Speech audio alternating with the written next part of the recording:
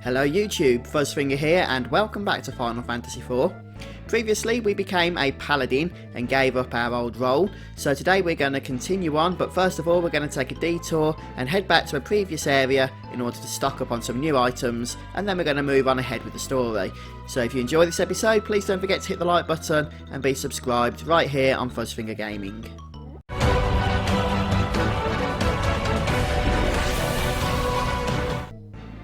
We're currently still here chilling in Mystidia. You can see that we're at the building on the map located, which you can just see on the screen right now. What we're going to do is take the newly opened shortcut back to Baron. Now we do need to go to Baron as far as the story is concerned, but we're not going to be interacting with anybody there just at the moment, since, as I previously mentioned, I do want us to take a brief detour that is going to be worth it, so I do recommend we do so. Jump onto this teleporting pad here, and this will fly us across the waves of air, I guess, and over to the previous continent where Baron is located. And then inside Baron will be rematerialised at a similar teleporting pod, and the first thing we're going to do is just leave the area, which isn't done by entering the training classroom. Once we're outside Baron, we're going to head northwest. Our destination is going to be the town of Myst, so we need to traverse back through the Myst cave in order to reach it. For battles, just stick auto battle on. At this stage in the game, these encounters will not be challenging in any way, shape or form, and everything will be one shot, pretty much with whatever ability you use.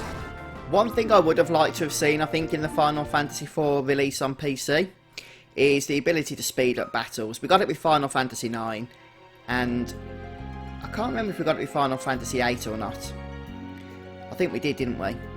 But I would have liked to have seen it in this game, because some of the battles, the animations and that do drag on a bit, and when you're not really interested in killing things, then it would be nice to speed things up, especially because you're not really encouraged to run away in this game from battles, because you actually drop items in gil, which isn't a good thing, obviously. So anyway, that's the way it goes. We're going to make our way through the cave here. It's a completely linear path, and the map's already completed from the last visit that we made. So just follow it along to the exit and out the other side.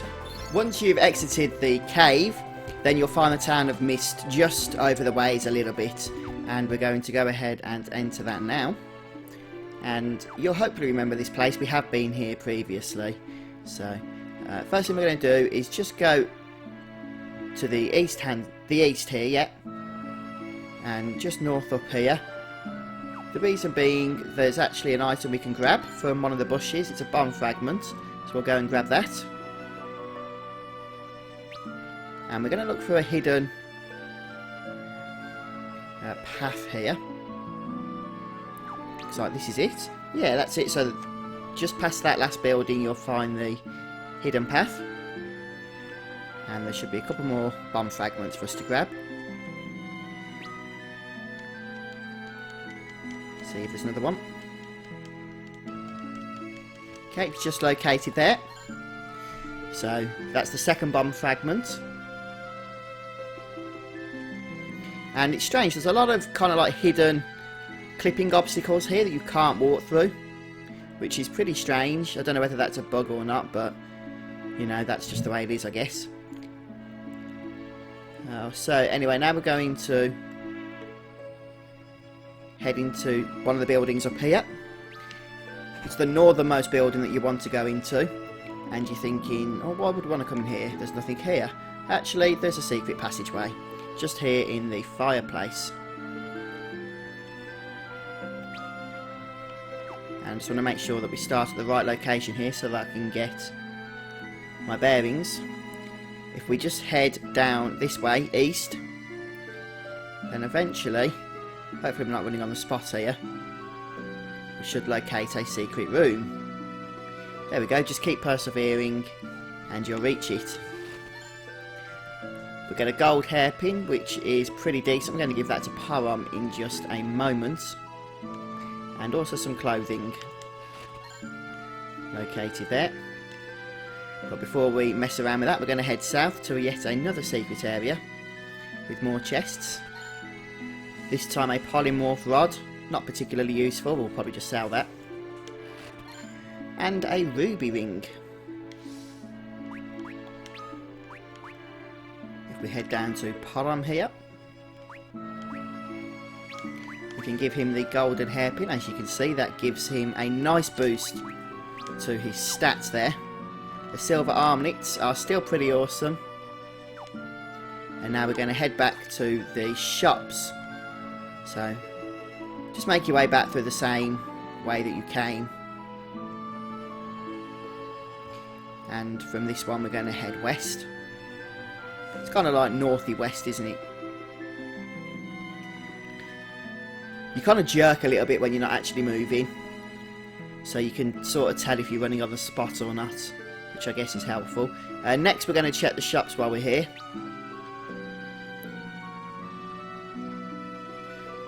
So we're going to head into the building down south. And should we go weapon shop? It doesn't really matter. The one item of note in this place is the Dancing Dagger.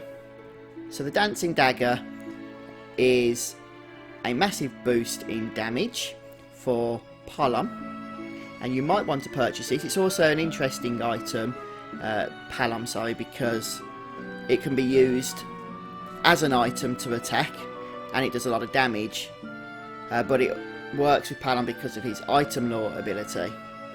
But it is also 5,000 gil, so you know, I'm probably going to pass it up for the moment, in all honesty, and just stick with using Flame Rod, which is also pretty decent.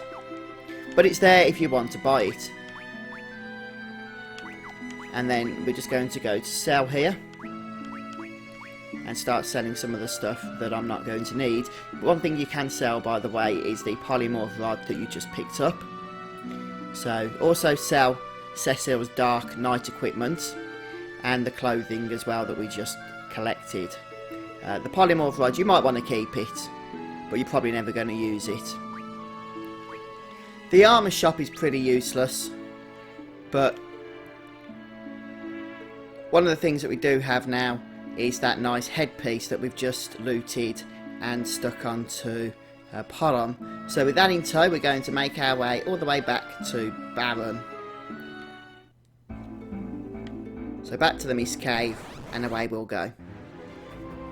So once you're back at Baron, you might want to save your game, and then we're going to head back inside the town and make our way over to the inn. And once we're in the inn, we're going to head upstairs and hopefully be greeted by a familiar face. Look who's come to have a drink. It's Yang.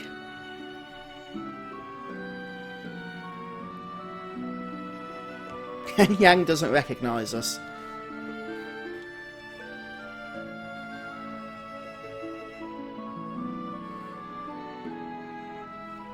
But he doesn't seem particularly thrilled to see us again.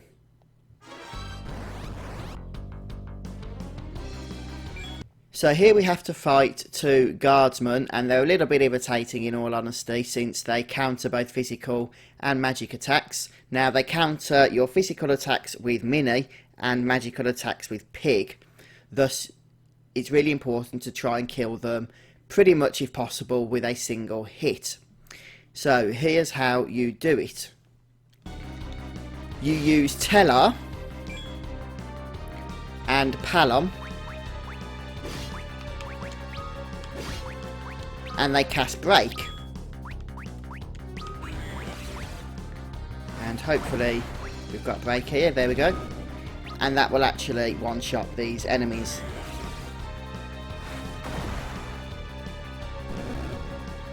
And once that's happened, we'll just go through the end of battle.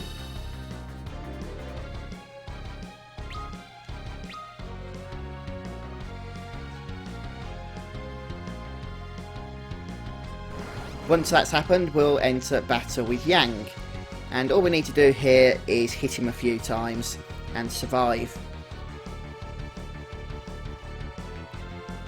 He does, as you know by this point, have some nasty physical attacks up his arsenal.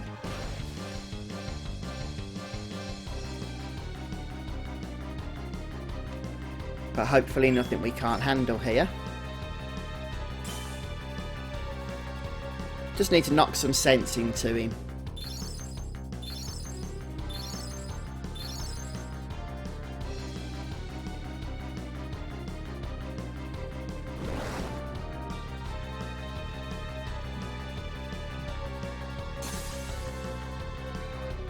He's got a lot more health than when he was in our party.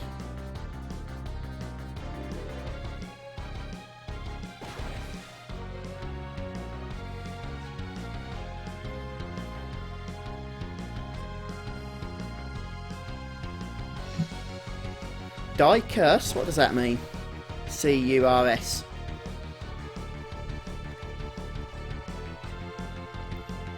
Pollen went into this battle with low health, so unfortunately doesn't make it. That's okay, we'll get her up in no time.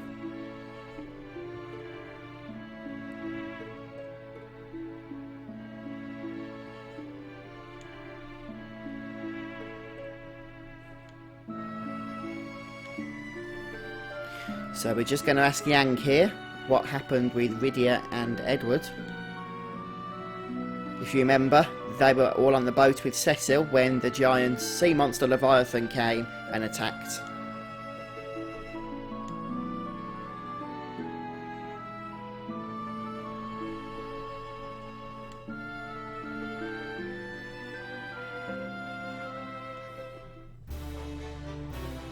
So Yang is back with us, yay! I do like Yang, he's a interesting character but also a powerful member of the team.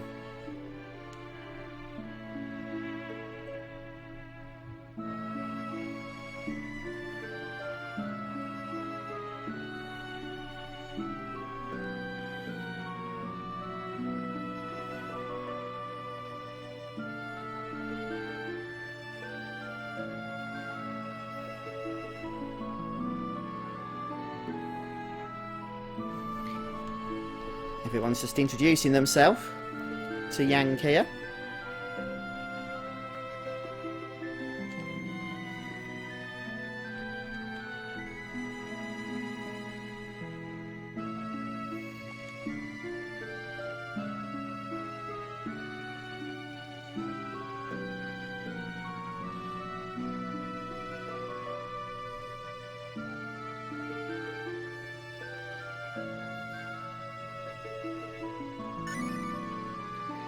So Yang now gives Cecil the Baron key, and if you've done any exploring of Baron before this point, you'll know there's locked doors everywhere.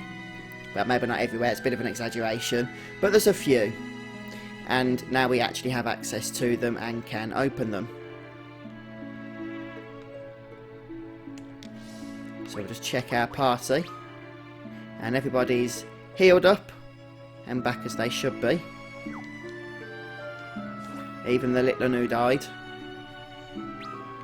So our next destination is going to be the weapon shop, or the weapons and armour shop if you want to be accurate, I guess. So this is a good example. Now the door is locked, but we can unlock it with the Baron key. And first thing we're going to notice is Camping Way is here, as he's now known.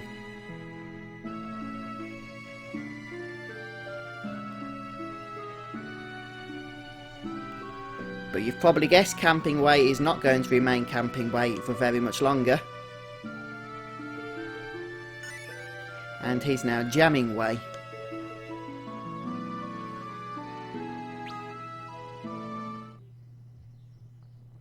And he gives us access to the music box, which is added as well to the Fat Chocobo menu.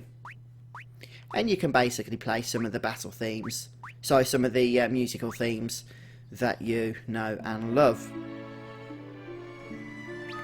Since this is our first time we've been able to enter into this place, there's actually a secret area that we can access. If you go to this box here, you'll see you can actually just jump behind it and enter the black area. We're just going to go around and grab the treasure chests. The shopkeepers won't mind. I mean, we've basically just robbed the place, but it's okay because Cecil is the hero. While we're here, let's purchase. Yeah, I hope you don't mind we've just nicked your stuff as well. So we're going to go and purchase the Thunder Rod. Just the one. I'm going to give that to Teller.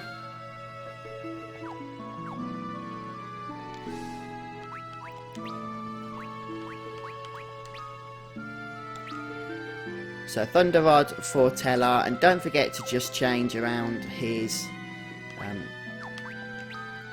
auto attack abilities and whatever else the case may be.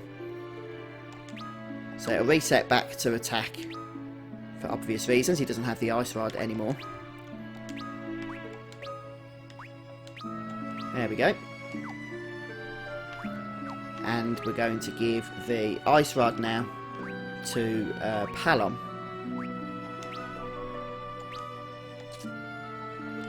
And again, we're just going to sort out very briefly the abilities.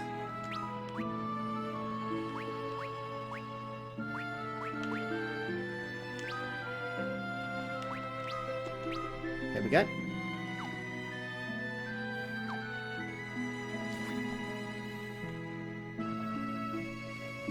And at the armour shop, we're going to go ahead and purchase 2 of these headbands.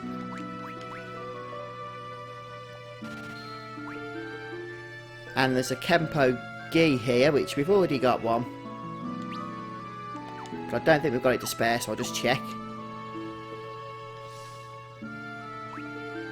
This is going to be for Yang, you see.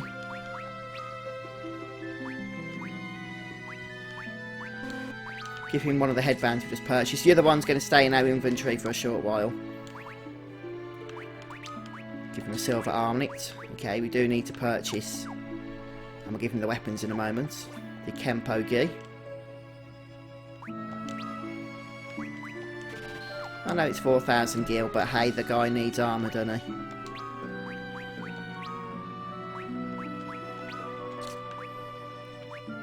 And then the lightning claws and the good old ice claws.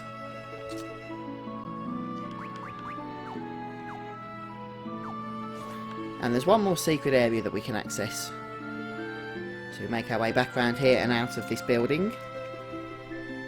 So just making our way around from the weapon shop here, as if we was heading towards Sid's house, which is just up these stairs. Instead we're just going to go a little bit further to the west, and there's another locked door. So again, we're going to select our nice Baron key here. And you're going to hear some pretty scary dungeon music when you come inside. All we're going to do for now is make our way over to the secret chest that's located, that contains 1,000 gil. And then we can head down south, down the stairs even, into the ancient waterway, which is going to be our next dungeon. But that's it from me for today, folks. I think we'll do that in the next episode, so thanks for joining me. Let me know if you've enjoyed this part of the walkthrough, and if you have, hit the like button and come back soon as we continue on with the game. Take care, guys. Bye for now.